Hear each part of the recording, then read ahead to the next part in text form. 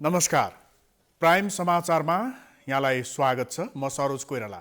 सुरु गरौँ अहिलेसम्मका प्रमुख समाचारबाट। नेपालमा गणतन्त्र स्थापनाको आज 14 वर्ष पुरा। राष्ट्रपति, उपराष्ट्रपति, प्रधानमन्त्री लगायत दलका नेताहरूद्वारा शुभकामना व्यक्त। जनताका समस्या भने ज्यूका त्यूँ। सरकारले आज नयाँ आर्थिक वर्षका लागि अध्यादेशबाट बजेट ल्याउँदै झण्डै 16 खर्बको बजेट आउने अनुमान।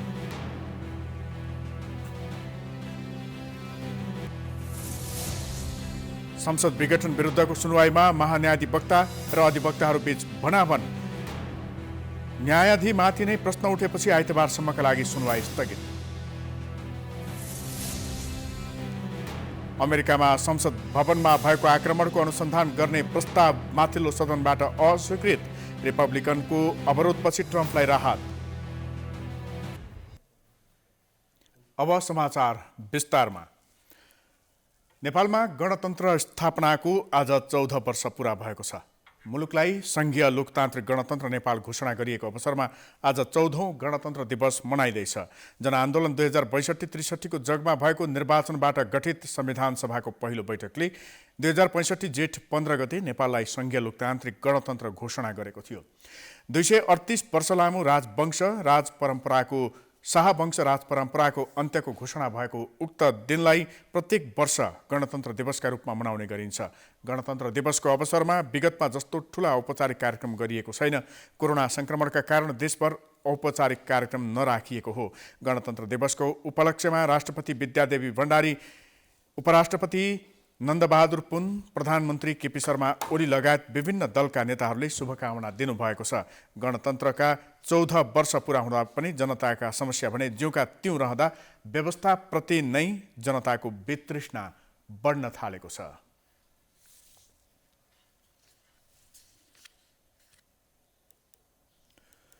प्रतिनिधि सभा विघटन पछिको सङ्कटपूर्ण अवस्थामा सरकारले आज अध्यादेशबाटै पूर्ण आकारको बजेट सार्वजनिक गर्ने भएको छ। प्रतिनिधि सभा नभएका बेला अध्यादेशबाट बजेट ल्याउन नहुने, मतदाता प्रभावित पार्ने कार्यक्रम राख्न नहुने, पूर्ण आकारको बजेट ल्याउन नहुने लगायत सार्वजनिक खबरदारी व्यवस्था गर्दै सरकारले बजेट ल्याउने भएको हो। अर्थ मन्त्रालयका अनुसार कोभिड-19 को नियन्त्रण तथा रोकथामका लागि स्वास्थ्य पूर्वाधार, खोप खरिद, कार्तिक 26 र मङ्सिर 3 मा हुने प्रतिनिधि सभा र वैशाखमा हुने स्थानीय तहको निर्वाचन, राहत तथा आर्थिक पुनरुत्थान प्याकेज, वृद्ध भत्ता वृद्धिका कार्यक्रमलाई बजेटमा समावेश गरिएको छ। अर्थको गृह कार्य अनुसार 16 खर्ब रुपैयाँ हाराहारीको बजेट ल्याउने तयारी छ। यो बजेट खर्चका लागि करिब 10.5 खर्ब राजस्वबाट स्रोत जुट्ने अनुमान छ। सवा 2 खर्ब आन्तरिक ऋण उठाएर स्रोत जुटाइनेछ। बाँकी रकम वैदेशिक सहायता तथा ऋणबाट प्राप्त हुने विश्वासमा बजेट निर्माण गरिएको छ। बजेटका सबै दस्तावेजलाई अन्तिम रूप दिएर आज बिहान 11 बजे मन्त्री परिषद बैठकमा पेश गरिनेछ। मन्त्री परिषद बैठकले अध्यादेशका रूपमा बजेट ल्याउन राष्ट्रपतिलाई सिफारिस गर्नेछ। राष्ट्रपतिले प्रमाणीकरण गरिसकेपछि आज दिउँसो 4 बजे अर्थमन्त्री विष्णु पौडेलले बजेट भाषण गर्नुहुनेछ। अध्यादेशबाट भए पनि बजेट पूर्ण आकारकै हुने निश्चित छ। करिब 1 करोड मात्रा खोप खरिद गर्ने गरी बजेट विनियोजन गरिएको छ। निर्माण कार्य सुरु भइसकेका र अध्ययन पूरा भएर आगामी आर्थिक वर्षबाट काम गर्ने गरी झण्डै 1 दर्जन सुरुङ मार्ग पनि बजेट विनियोजन गरिएको छ। खास गरी पर्यटन क्षेत्रका उद्यम व्यवसायलाई विभिन्न छुट सुविधा दिने गरी बजेट बनाइएको छ। प्रधानमन्त्री केपी शर्मा ओलीले 1.5 महिना अगाडि नै यस पटकको बजेटमा वृद्ध भत्ता वृद्धि हुने घोषणा गरिसक्नु भएको छ। हाल वृद्धाले मासिक 3,000 रुपैयाँका दरले भत्ता पाउँदै आएका छन्। निकै प्रचार गरेको रेलमार्ग र जलमार्ग विस्तारमा पर्याप्त बजेट विनियोजन गरिएको छ। वितरणमुखी भनेर आलोचित प्रधानमन्त्री रोजगार कार्यक्रमलाई निरन्तरता दिँदै बजेट बढाइएको छ। यस वर्ष 13 खर्ब 44 अर्ब 68 करोड रुपैयाँ मात्रै खर्च गर्ने अनुमान अर्थले गरिसकेको छ।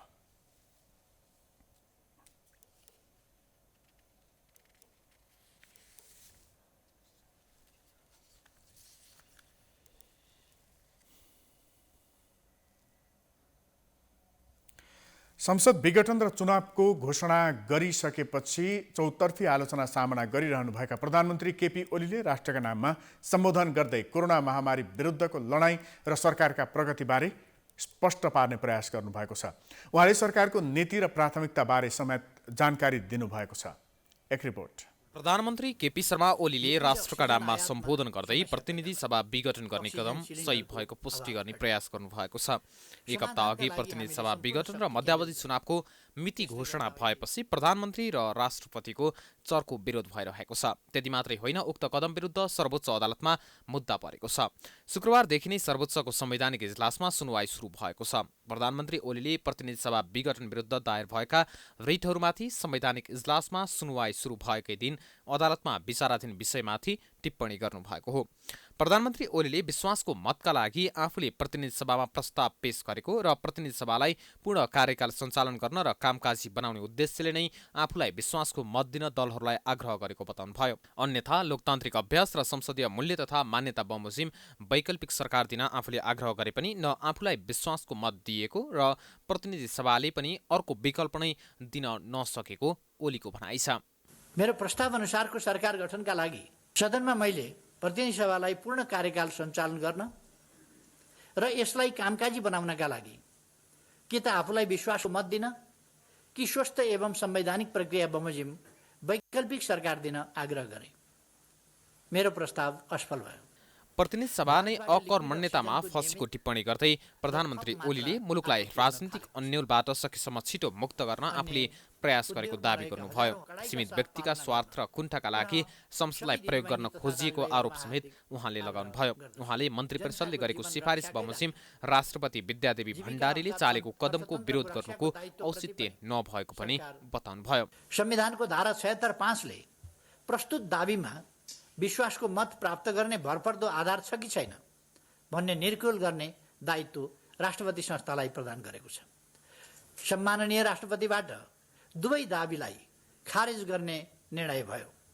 त्यसपछि नै संविधानको धारा 76(7) बमोजिम प्रतिनिधि सभा विघटन गरी नयाँ निर्वाचनमा जाने संवैधानिक बाध्यताको स्थितिमा मुलुक पुगेको हो। ओलीले नेकपा एमाले पार्टी एकताका लागि आक्षेप, अपमान र पीडा बेहोरिरहेको गुनासो पनि गर्नुभयो। त्यसका बावजुद पनि आफू एकताका पक्षमा लागिरहेको ओलीको दाबी छ। पार्टीको एकताको रक्षाका लागि सबै खाले आक्षेप, अपमान र पीडा बेहोरेर पनि निरन्तर प्रयत्नशील छु। भोलिका दिनमा पनि रहिरहनेछु। शुक्रबारको सम्बोधनमा ओलीले कोरोना विरुद्धको पहिलो डोज खोप लगाएकाहरूलाई सरकारले कुनै पनि हालतमा दोस्रो डोज खोप दिने दावी गर्नुभएको छ। थप खोपको व्यवस्था गरेर सबै वयस्क नागरिकलाई खोप लगाएर महामारीलाई नियन्त्रण गरी छाड्ने ओलीको दाबी छ। कोभिड महामारीमाथि निर्णायक विजयका लागि खोप अनिवार्य छ। हालसम्म हामीलाई अनुदानबाट प्राप्त 32,28,000 डोज र खरिदबाट उपलब्ध 10 लाख डोजबाट खोप अभियान अगाडि बढाएका छौँ। पहिलो मात्रा खोप लगाएका नागरिकहरूका लागि दोस्रो मात्राको व्यवस्था जसरी पनि गरिने कुरामा निश्चिन्त रहन आग्रह गर्दछु। थप खोपको व्यवस्था गरेर सबै वयस्क नागरिकलाई खोप लगाइने र महामारीलाई नियन्त्रण गरी छाड्ने विश्वास दिलाउन चाहन्छु। कोभिडको निःशुल्क उपचारका लागि 45 निजी अस्पतालसँग सम्झौता गरिएको र महामारी सुरु भएको 1 वर्षको अवधिमा भेन्टिलेटरको संख्या 337बाट 904, आइसियु बेड 2600बाट 3000 पुर्याइएको ओलीले जानकारी दिनुभयो। त्यसैगरी अस्पतालमा 2853 हाई डिपेन्डेन्सी युनिट र 900 अक्सिजन कन्सन्ट्रेटर थप भएको र छिट्टै 180 भेन्टिलेटर, 630 आइसियु, 1400 एचडियु र 19 अक्सिजन प्लान्ट थपिने घोषणा पनि प्रधानमन्त्री ओलीले गर्नुभएको छ। सम्बोधनका क्रममा प्रधानमन्त्री ओलीले विगतमा पनि जानकारी गराइसकेका सरकारले गरेका कामहरूको विवरण दोहोर्याउनु भएको थियो। समाचारको सिलसिला जारी छ। हामी विश्रामपछि आउँछौँ। बाँकी समाचारको साथमा विश्रामपछि स्वागत छ। अब बाँकी समाचार। प्रतिनिधि सभा विघटन विरुद्ध परेको रिटमाथि सुनवाईका क्रममा विवाद भएको छ। विघटनको विपक्षी अधिवक्ता र पक्षधर अर्थात् महान्यायाधिवक्ता बीच विवाद भएपछि सुनवाई स्थगित गरिएको छ। संवैधानिक इजलासमा समावेश न्यायाधीशहरूबारे पनि प्रश्न उठाइएको छ। एक रिपोर्ट। संवैधानिक इजलासमा रेट निवेदक पक्षका वकिल र महान्यायाधिवक्ता रमेश बडालबीच विवाद भएपछि प्रतिनिधि सभा विघटन र धारा 76 को उपधारा 5 बमोजिम सरकार गठनका सन्दर्भमा परेका रेटमाथिको सुनवाई स्थगित भएको छ। नेकपा एकता बदर गर्ने न्यायाधीश बमकुमार श्रेष्ठलाई संवैधानिक इजलासमा राखिएको भनेर गोविन्द बन्दी लगायतका कानून व्यवसायीले आपत्ति जनाएपछि इजलासमा विवाद भएको थियो। शेरबहादुर देउवासहित 146 सांसदले दायर गरेको रेट निवेदकको सुनवाईको पालो आएपछि उक्त रेट निवेदकको तर्फबाट बहसमा आएका कानून व्यवसायीले नेकपालाई विघटन गरी एमाले र माओवादी मिउताउने फैसला दिने न्यायाधीश श्रेष्ठको उपस्थितिलाई लिएर प्रश्न उठाएका हुन्। बन्दीले बमकुमार श्रेष्ठले इजलास छाड्दा अदालतको मान बढ्ने भन्दै कुरा उठाएपछि प्रधान न्यायाधीशले गरेका फैसलाका आधारमा यस्ता कुरा उठ्ने हो भने कोही पनि बाँकी नरहने बताउनु भएको थियो।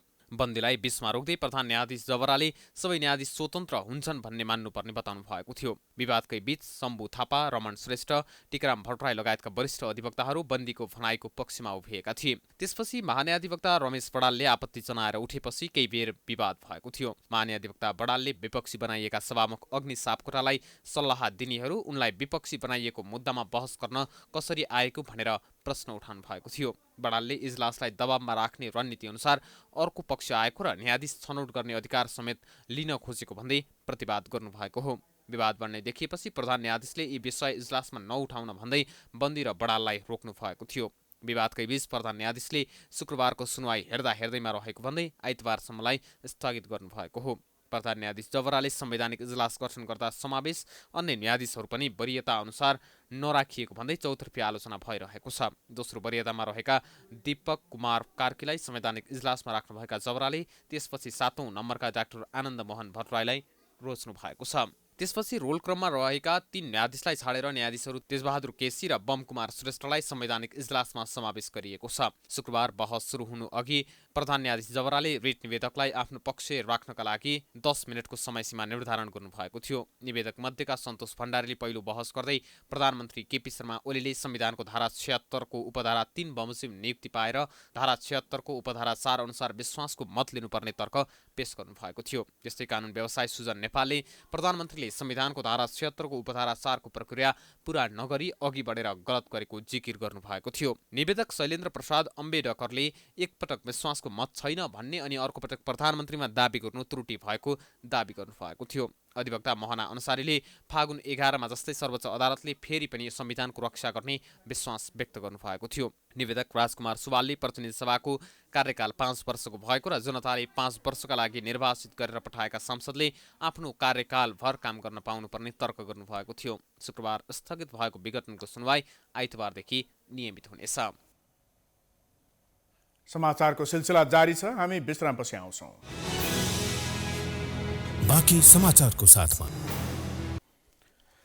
अमेरिकाको माथिल्लो सदनले गएको जनवरी 6मा संसद भवनमा भएको हिंसात्मक आक्रमणको अनुसन्धानका लागि आयोग गठन गर्ने सम्बन्धी प्रस्ताव।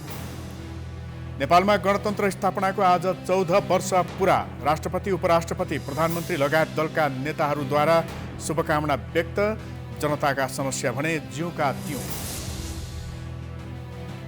सरकारले आज नयाँ आर्थिक वर्षका लागि अध्यादेशबाट बजेट ल्याउँदै झण्डै 16 खर्बको बजेट आउने अनुमान।